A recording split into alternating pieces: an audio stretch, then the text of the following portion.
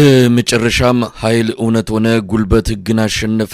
የመቀሌው መፈንቅለ መንግስት በአዲስ አበባው ልዩ ድግስና ሴሬሞኒ ተቀባይነትን አገኘ። ጌታቸው ረዳ በጀነራል ታደሰ ወረደ ተተካ። ትግራይ በወታደራዊ መሪዎች እጅ ላይ የመውደቋ ጉዳይ ዛሬ ለየለት። በእርግጥ ሌተናል ጀነራል ታደሰ ወረደ ያልተጠበቁ ያልተገመቱ አልነበሩም። አብይ አህመድ የሾመውን ሰው ከመቀሌ አፈናቅሎ ያባረረው ቡድን የፈለገው እንዲሆንለት የብልጽግናው መሪ ይፈቅዳል ወይ የሚለው ጥያቄ ዛሬ መልስ ሲያገኝ ግን ሌላ ጥያቄ ማጫሩ አልቀረም። ለካንስ ኃይል እውነት ይሆናል፣ ጉልበት ህግን ያሸንፋል። የዛሬው የቤተ መንግስቱ ድግስም ይሁን የስልጣን ርክክብ ከዚህ ያለፈ ትርጉም አልተሰጠውም። አብይ ተሸንፏል።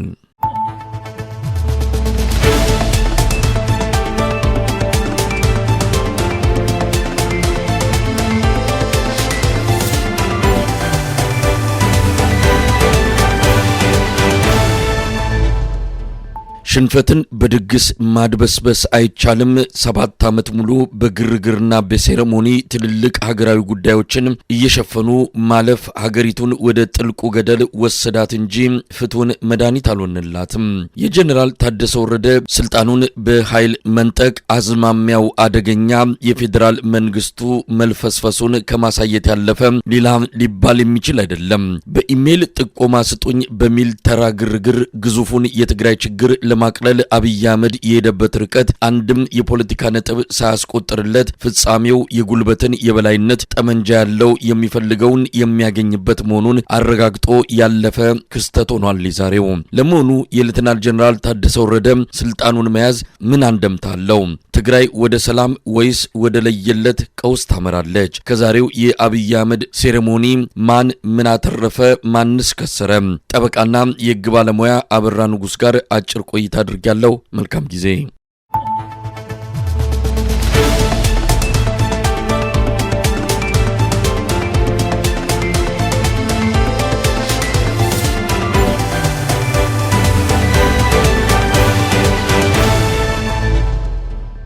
በጣም አመሰግናለሁ ጠበቃና የህግ ባለሙያ አበራ ንጉስ። እንግዲህ ዛሬ በጠቅላይ ሚኒስትር ጽህፈት ቤት አዲሱ የትግራይ ክልል ጊዜያዊ አስተዳደር ፕሬዝዳንት ሌተናል ጀነራል ታደሰ ወረደ ከአቶ ጌታቸው ረዳ ስልጣን መረከባቸው በይፋ ተገልጿል። ያልተጠበቀ ነው የሆነው ወይስ ምን ማለት ነው የሚቻለው?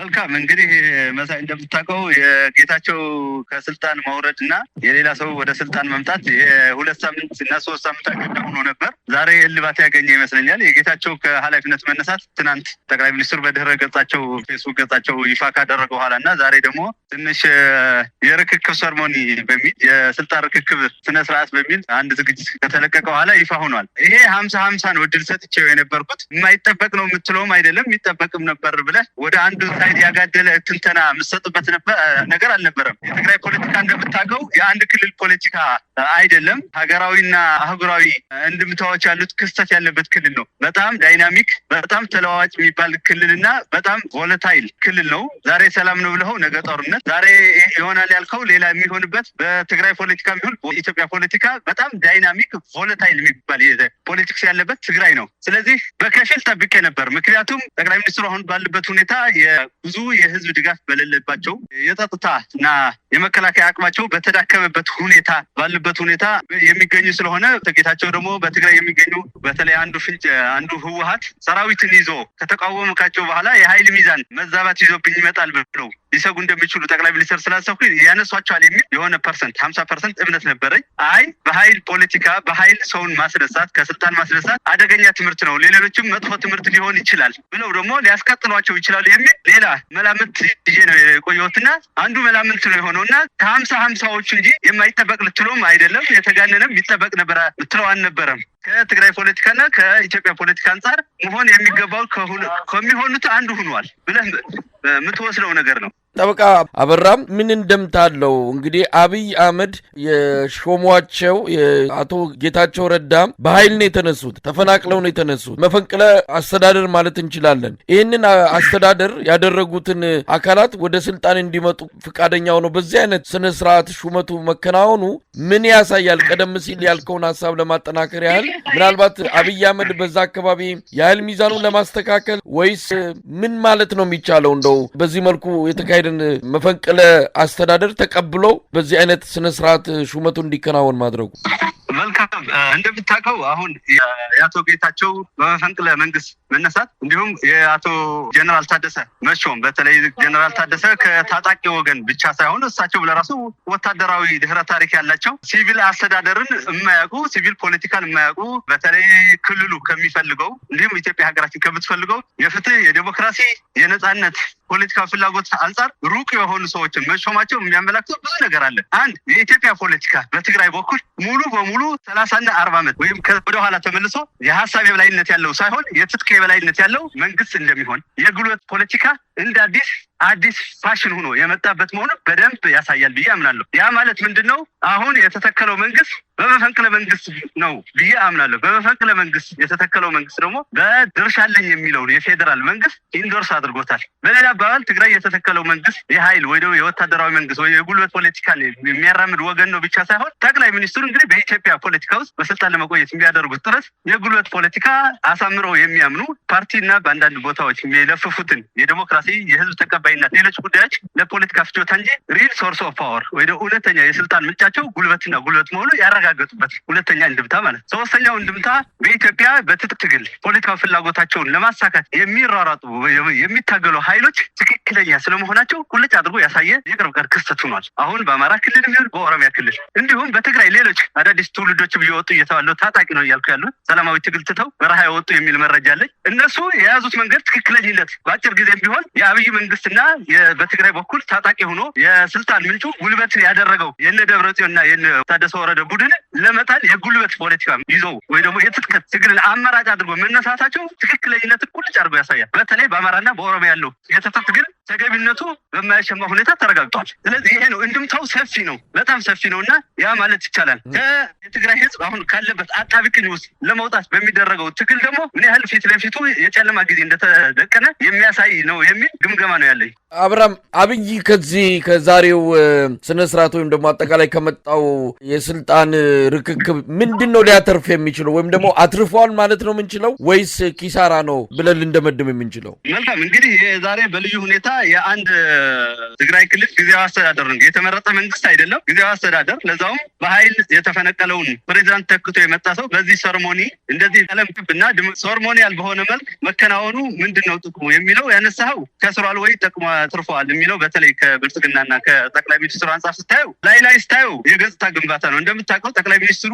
በሁሉም ዘርፍ በሚባል መልክ ፖለቲካዊ ኪሳራ ውስጥ ያሉ ኃይል ናቸው። ጸጥታውን ደህንነትም ቢሆን ከፕሮፓጋንዳ ያለፈ ብዙ የማይቆጣጠሩት 3/4 የሚባል የኢትዮጵያ ክፍል አማራ፣ ትግራይና ኦሮሚያ ብቻ ብታየው 3/4 የሚባለው የኢትዮጵያ ክፍል በማይቆጣጠሩበት በአዲስ አበባ ሰፊ የሚባል የጸጥታ ችግር ባለበት ሁኔታ ጠቅላይ ሚኒስትር ነኝ ብለው የሚያስቡ ስለሆነ ማስታገሻነት እና በማደናገሪያነት ደረጃ ስታየው ያተረፉበት ይመስለኛል። አለሁኝ ባይ ነው አለን ነው። በተለይ ከትግራይ ጋር በተያያዘ ደግሞ የጠቅላይ ሚኒስትሩን አመራር እስከናካቴው መነቀል አለበት ለሀገሪቱ ዕዳ ነው ብሎ የሚያምኑ ኃይሎች እንዳሉ ስለሚታወቅ ለእነሱም ማደናገሪያ ሆኖ ሊጠቅም ይችላል። ወደ ጥልቅ ሆነ ስታየው ግን በጣም ያከሰራቸው ናቸው። አንድ ትልቅ ጠቅላይ ሚኒስትር በትልቅ ሀገር በተለይ ትልቅ የሚባል ሀገር ላይ እያስተዳደር ብዙ ፖለቲካዊ የፍትህ የኢኮኖሚና ማህበራዊ ጥያቄ ውስጥ ያለው ሀገር እየመራ የጸጥታ ችግር ያለበት ሀገር እየመራ በትናንሽ ጉዳዮችን እንደዚህ ያህል የሚመስሉ ኢቨንቶች ኦርጋናይዝ ማድረግ ግን እሳቸው ስልጣን ላይ የቆሙበትን መሬት ምን ያህል እንደተናደ የሚያሳይ ነው እና ክሪቲካሊ ላይ ዜጋ ምን ያህል በኪሳራ ውስጥ በፖለቲካ ኪሳራ ውስጥ ያሉ መሆናቸው የሚያመላክት ነው የሚል ግምገማለች። አሁን በትግራይ የሚኖረው አጠቃላይ የፖለቲካም ሆነ የሰላም ሁኔታ ለውጥ ሊመጣ ይችላል። የጌታቸው ተነስቶ የታደሰ ወረደ ወደ ቦታው መምጣት ምን እንጠብቃለን? እንግዲህ ትግራይ ውስጥ ሰላም ይወርዳል፣ ነገሮች ይረጋጋሉ፣ የፖለቲካ ለውጥ እናያለን። ምን አዲስ ነገር ይዞ ይመጣል? አጭር መልስ ለመመለስ የሚመጣ ለውጥ የለም ብቻ ሳይሆን የሚባባስ ችግር ነው ያለው ነው የምልህ።